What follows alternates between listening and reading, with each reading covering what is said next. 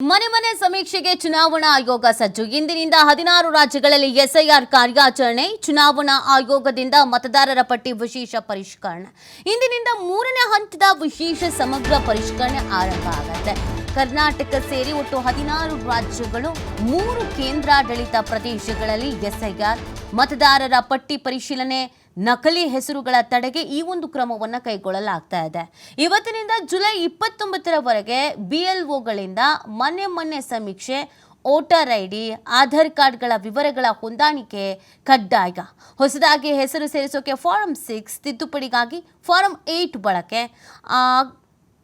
ಇದು August 5ರಂದು curd ಪಟ್ಟಿ, October 7ರಂದು ಅಂತಿಮ ಪಟ್ಟಿಯನ್ನು ಕೂಡ ಪ್ರಕಟ ಮಾಡಲಾಗತ್ತೆ. ನೋಡಿ, ಇವತ್ತಿನಿಂದ ಮತಪಟ್ಟಿ ಪರಿಷ್ಕರಣೆ ಆಗತ್ತೆ. ಸೊ ಎಷ್ಟೆಷ್ಟು ಸಿಬ್ಬಂದಿಯನ್ನು ನೇಮಕ ಮಾಡಲಾಗಿದೆ, ಹೆಂಗೆ ಕಾರ್ಯನಿರ್ವಹಿಸಲಾಗುತ್ತೆ, ಏನು ಪ್ರಾಪರ್ ಪ್ಲ್ಯಾನ್ ಮಾಡ್ಕೊಂಡಿದ್ದಾರೆ. ಸಾಕಷ್ಟು ವಿರೋಧ ಇದೆ, ಒಂದಷ್ಟು ಪ್ರಶ್ನೆಗಳಿಗಿದೆ. ಕಾಂಗ್ರೆಸ್ನವರು ಒಂದಷ್ಟು ಪ್ರಶ್ನೆಗಳನ್ನು ಮಾಡಿದ್ದಾರೆ. ಇದೆಲ್ಲದರ ನಡುವೆ ಇವತ್ತಿನಿಂದ ಮತಪಟ್ಟಿ ಪರಿಷ್ಕರಣೆ ಆಗ್ತಾ ಇರೋದು. ಅದಕ್ಕೆ ಏನು ಪ್ಲ್ಯಾನ್ ಮಾಡ್ಕೊಳ್ಳಲಾಗಿದೆ ಅಂತ ನೆನ್ನೆ ಪ್ರೆಸ್ ಮೀಟ್ ಮಾಡಿ ವಿಚಾರಗಳನ್ನು ತಿಳಿಸಿದ್ದಾರೆ ಚುನಾವಣಾ ಅಧಿಕಾರಿ.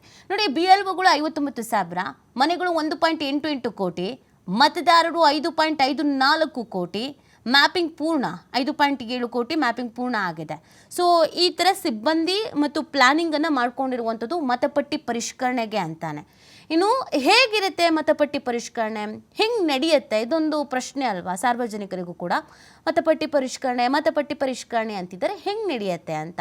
ಸೊ ಏನಾಗುತ್ತೆ ಅಂತಂದರೆ, ಇವತ್ತಿನಿಂದ BLOಗಳು ನಿಮ್ಮ ಮನೆಗಳಿಗೆ ಬರ್ತಾರೆ. ನೇರಳೆ ಬಣ್ಣದ ಸ್ಟಿಕ್ಕರ್ ಅಂಟಿಸಿ ಫಾರಮನ್ನು ನೀಡ್ತಾರೆ. ನೀವು ಮನೇಲಿದ್ದಾರೆ ಅಂತ ಹೇಳಿ ಒಂದು ಸ್ಟಿಕ್ಕರನ್ನು ಅಂಟಿಸ್ತಾರೆ, ಫಾರಮನ್ನು ಕೊಡ್ತಾರೆ. ಸೊ ಎನ್ಯುಮರೇಷನ್ ಫಾರಮನ್ನು ಭರ್ತಿ ಮಾಡಬೇಕು. ನೀವು ಮನೆಯಲ್ಲಿ ಲಭ್ಯ ಇಲ್ಲದೆ ಇದ್ದರೆ 3 ಬಾರಿ ಭೇಟಿ ಕೊಡ್ತಾರೆ. ಒಂದು ಮನೆಗೆ 3 ಬಾರಿ ಭೇಟಿ ಅಂತ ಪ್ಲ್ಯಾನ್ ಮಾಡ್ಕೊಂಡಿದ್ದಾರೆ. 3 ಬಾರಿನೂ ಇಲ್ಲ ಅಂದರೆ, ಸೊ ಕೆಲಸಕ್ಕೆ ಹೋಗಿರ್ತಾರೆ, ಅಥವಾ ಇನ್ನೇನೋ ರಜದ ಮೇಲೆ ಹೋಗಿರ್ತಾರೆ, ಅಥವಾ ಇನ್ನೇನೋ ಹೆಲ್ತ್ ಅಪ್ಸೆಟ್ ಆಗಿ ಹಾಸ್ಪಿಟಲಲ್ಲಿ ಇರ್ತಾರೆ, ಮತ್ತೊಂದು ಗೊತ್ತಿಲ್ಲ ಅದಕ್ಕೆ ಏನು ಪ್ಲ್ಯಾನ್ ಮಾಡ್ಕೊಳ್ತಾರೆ ಅಂತ. ಬಟ್ 3 ಬಾರಿ ನಿಮ್ಮ ಮನೆಗೆ ಭೇಟಿ ಕೊಡ್ತಾರೆ. ಮನೆಗೆ ಬೀಗ ಹಾಕಿದರೆ ಕೆಂಪು ಸ್ಟಿಕ್ಕರ್ ಅಂಟಿಸಿ ಹೋಗ್ತಾರಂತೆ. ಮನೇಲಿದ್ದರೆ ನೇರಳೆ, ಇಲ್ಲ ಅಂದರೆ ಕೆಂಪು.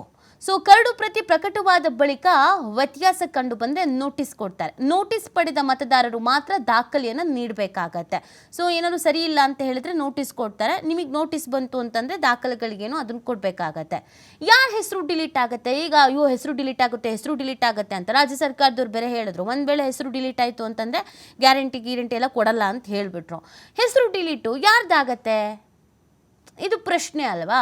ಸೊ ನೋಡಿ, ಯಾರ ಹೆಸರು ಡಿಲೀಟ್ ಆಗುತ್ತೆ ಅಂದರೆ, ವಲಸೆ ಹೋದವರು, ಮೃತಪಟ್ಟವರ ಹೆಸರನ್ನ ಡಿಲೀಟ್ ಮಾಡ್ತಾರೆ. ಒಂದಕ್ಕಿಂತ ಹೆಚ್ಚು ಬಾರಿ ನೋಂದಣಿ ಆಗಿದ್ರೆ ಅದನ್ನು ಕೂಡ ಡಿಲೀಟ್ ಮಾಡ್ತಾರೆ. ರಜನಿ ಮ್ಯಾಪಿಂಗ್ ವಂಶಾವಳಿ ಜೋಡಣೆ ಆಗಿದ್ರು ಕೂಡ. ಸೊ ಈ ಥರದೊಂದು ಪ್ಲ್ಯಾನ್ ಮಾಡ್ಕೊಂಡಿದ್ದಾರೆ. ಏನೆಲ್ಲ ದಾಖಲೆ ಕೊಡಬೇಕು, ದಾಖಲೆ ಸಬ್ಮಿಟ್ ಮಾಡಬೇಕು, ಕುಟುಂಬ ಸದಸ್ಯರ ಗುರುತಿನ ಚೀಟಿ ಕೊಡಬೇಕು, ಪಾಸ್ಪೋರ್ಟ್ ಗಾತ್ರದ ಭಾವಚಿತ್ರ ಕೊಡಬೇಕು.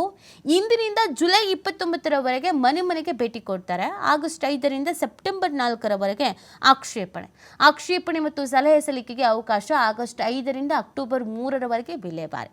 ಹಕ್ಕು ಮತ್ತು ಆಕ್ಷೇಪಣೆಗಳ ವಿಚಾರಣೆ ಮತ್ತು ವಿಲೇವಾರಿ ಅಕ್ಟೋಬರ್ 7ರಂದು ಅಂತಿಮ ಮತದಾರರ ಪಟ್ಟಿ ಪ್ರಕಟ ಆಗತ್ತೆ. ಸೊ ಈ ಥರದೊಂದು ಪ್ರಾಪರ್ ಪ್ಲಾನ್ ಮಾಡ್ಕೊಳ್ಳಲಾಗಿದೆ. ಇವತ್ತಿನಿಂದ ಪ್ರಾರಂಭ ಆಗತ್ತೆ.